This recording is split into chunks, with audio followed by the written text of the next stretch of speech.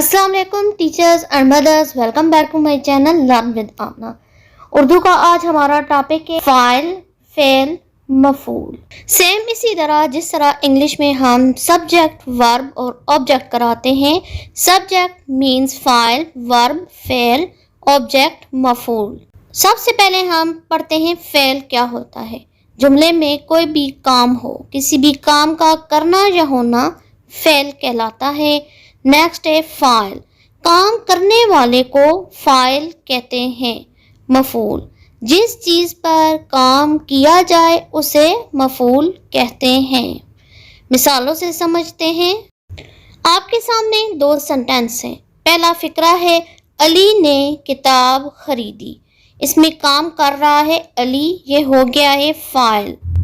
اب آگے ہے کہ علی نے خریدا کیا ہے؟ کتاب۔ اب کام کا اثر کتاب پہ ہے، لہٰذا کتاب ہو گئی مفعول۔ اس فقرے میں کام کیا گیا ہے خریدنے کا، لہٰذا خریدی جو لفظ ہے اس کو اردو گرامر میں فعل کہا جائے گا۔ اگلا فقرہ ہے دھوبی کپڑے دھوتا ہے۔ دھونے کا کام کر رہا ہے دھوبی، لہٰذا یہ فاعل کہلائے گا۔ دھوبی کس چیز کو دھو رہا ہے؟ کپڑوں کو، تو کپڑے ہو گیا مفعول، کیونکہ کام کا اثر کپڑے پہ ہے۔ اب دھوبی کام کیا کر رہا ہے؟ دھونے کا، لہٰذا دھوتا ہے فعل کہلائے گا۔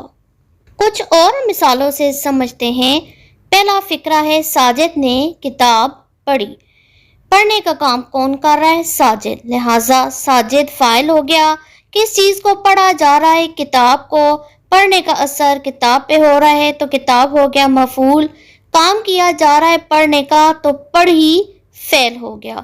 اگلے فقرے میں دیکھتے ہیں سارا جھولے پر بیٹھی۔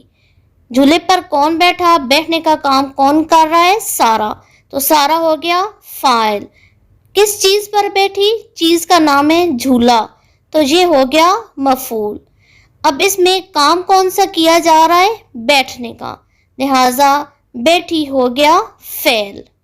اس کے ساتھ ہی آج کا لیسن ہمارا مکمل ہوا۔ آئی ہوپ آپ کو فعل، فاعل اور مفعول کے بارے میں اچھے طریقے سے پتہ چل گیا ہوگا۔ اگر آپ کو یہ لیسن، یہ ویڈیو پسند آئی ہے تو اس ویڈیو کو لائک کریں، شیئر کریں، بیل آئیکن کو ہٹ کریں۔